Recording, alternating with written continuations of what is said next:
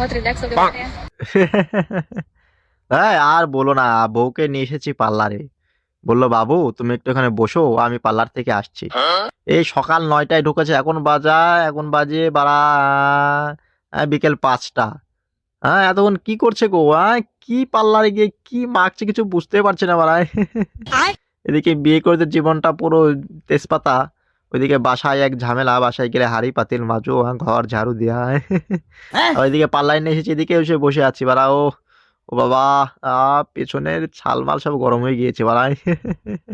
সেই অনেকক্ষণ থেকে বসে আছি গো। খাওয়া দাওয়া কিছু নেই বাড়ায়। আমাদের কষ্ট, ছেলেদের কষ্ট কেউ বোঝে বাড়ায়? শুধু সব মেয়েরাই কষ্ট বোঝে না গো, কিছু কিছু ছেলেদেরকেও কষ্ট বুঝতে হয়। ছেলে ছেলে আমরা যদি কষ্ট না বুঝি তাহলে মেয়েরা কিভাবে বুঝবে বাড়ায়? আমরা বিয়ে শাদী করাই ছেড়ে দিই বাড়ায়, সবাই যুক্তি বুদ্ধি করে বাড়ায়।